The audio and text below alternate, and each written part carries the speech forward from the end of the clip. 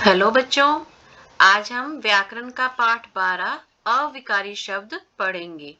बच्चों, अभी तक हमने विकारी शब्द जैसे संज्ञा, सर्वनाम, क्रिया, विशेषण ये सभी पढ़े थे। विकारी शब्द यानी विकारी मतलब विकार आ जाता है, जिनमें लिंग, वचन, काल के अनुसार विकार आ जाता है। अब आज हम विकारी शब्द पढ़ेंगे। ठीक है, चलिए शुरू करते हैं। जुड़िए और समझिए। शिवांग, क्या तुम बता सकते हो कि जापान और अमेरिका में से कौन सबसे अधिक पास है? ताऊ जी, अमेरिका की अपेक्षा जापान हमारे अधिक पास है। बच्चों, इसमें और की अपेक्षा अलग से लिखे गए हैं, अलग उसमें रंग में लिखे गए हैं।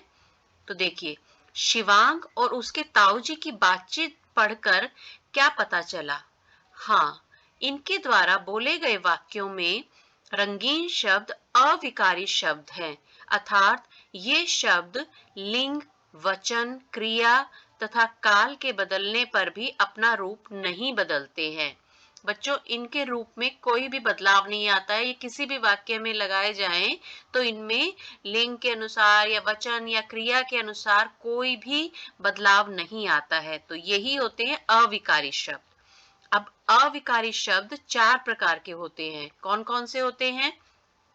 क्रिया विशेषण, संबंध बोधक, समुच्चय बोधक और विस्मय आदि बोधक।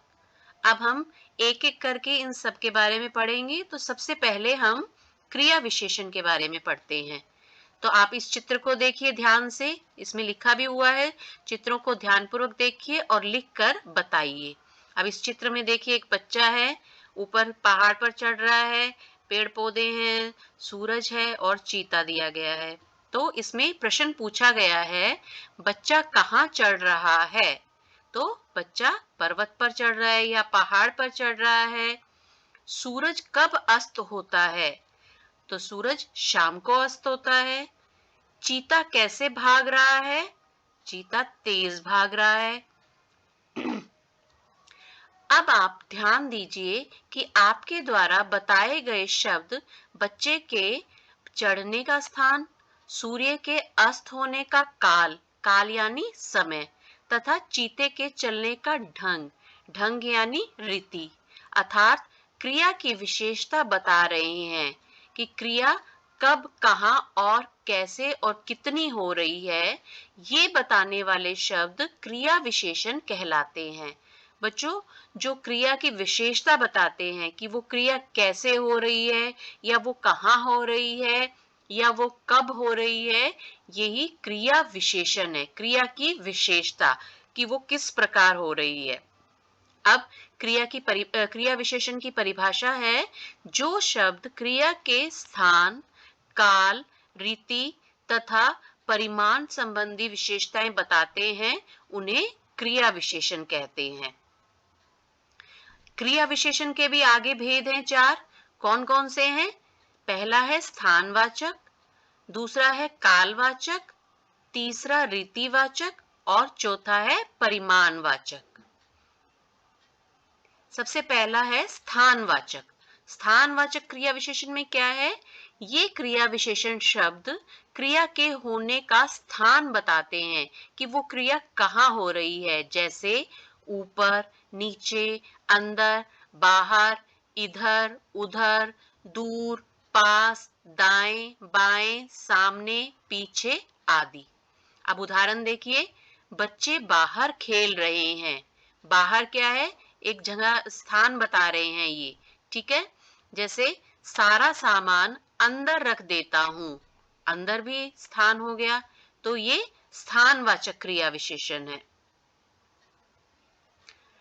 स्थानवाचक क्रिया विशेषण जानने के लिए क्रिया के साथ कहाँ, किधर जैसे प्रश्नवाचक शब्दों का प्रयोग किया जाता है। आपको कैसे पता चलेगा कि ये स्थानवाचक है? जैसे बच्चे बाहर खेल रहे हैं, इसमें आप लिखे, अगर प्रश्न बनाएंगे कि बच्चे कहाँ खेल रहे हैं, तो आपको उत्तर मिल जाएगा कि बच्चे बाहर खेल रहे हैं। इसका मतलब ये स्थानवाचक है कि सारा सामान कहाँ कहाँ रखना है? अंदर। तो इस प्रकार से ये स्थानवाचक क्रिया विशेषण हुआ। अब दूसरा है कालवाचक क्रिया विशेषण। काल बच्चों अभी हमने पढ़ा भी था, काल का मतलब होता है समय। तो ये समय के बारे में बताते हैं। ये क्रिया विशेषण शब्द क्रिया के होने का समय बताते हैं, जैसे कल, परसों, आज, अभी, सदा, जब, तब, हमेशा, रोज आदि। चलो कल बात करेंगे। मैं अवनी से आज मिलूंगी। अब इसमें कल और आज क्या है? समय है। तो कालवाचक क्रिया विशेषण जानने के लिए क्रिया के साथ कब प्रश्नवाचक शब्द का प्रयोग किया जाता है। तो कब का प्रश्न लगा करके हम प्रश्न बनाएंगे तो उत्तर मिल जाता है कि जैसे इसमें देखो उदाहरण दिया गया है, चलो कल बात करेंगे। चलो कब बात करेंगे? कल। तो ये क्या हो गया? काल, समय बता रहा है, तो ये स्थानवाचक क्रिया विशेषण हो गया। कालवाचक क्रिया विशेषण हो गया। ठीक है। अब तीसरा है रीतिवाचक क्रिया विशेषण। ये शब्द क्रिया के होने का ढंग या रीति बताते हैं, अर्थात क्रिया कैसे की जा रही है या कैसे हो रही है से संबंधित जानकारी देते हैं। मतलब वो क्रिया कैसे हो रही है। जैसे देखिए, धीरे धीरे, तेज, शांतिपूर्वक, ध्यान से, रोते रोते, दौड़कर, अच्छा, अचानक, जल्दी आदि। तो ये क्रिया की रीति बता रहे हैं कि ये क्रिया किस प्रकार हो रही है। अब देखिए, मेरी बात ध्यान से सुनो, बच्चों चुपचाप बैठो। तो रीतिवाचक क्रिया विशेषण जानने के लिए क्रिया के साथ कैसे प्रश्नवाचक शब्द का प्रयोग किया जाता है कि मेरी बात कैसे सुनो? ध्यान से सुनो। बच्चों कैसे बैठो? चुपचाप बैठो। तो ये हो गई रीतिवाचक क्रिया विशेषण। अब परिमाणवाचक क्रिया विशेषण है।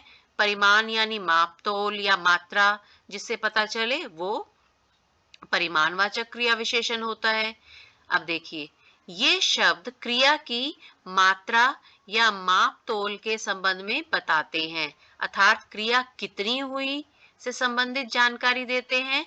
जैसे थोड़ी, आधा, ज्यादा, कम, काफी, लगभग, खूब, बहुत, अधिक, बिल्कुल, इतना, उतना आदि। खीर बन गई है, मुझे थोड़ी खाने दो। ज्यादा बोलना बुरी आदत है। अब हमें कैसे पता चलेगा कि ये परिमाणवाचक क्रिया विशेषण है? तो परिमाणवाचक क्रिया विशेषण जानने के लिए क्रिया के साथ कितना प्रश्नवाचक का शब्द का प्रयोग किया जाता है। जैसे खीर बन गई है, मुझे कितनी खाने दो? थोड़ी।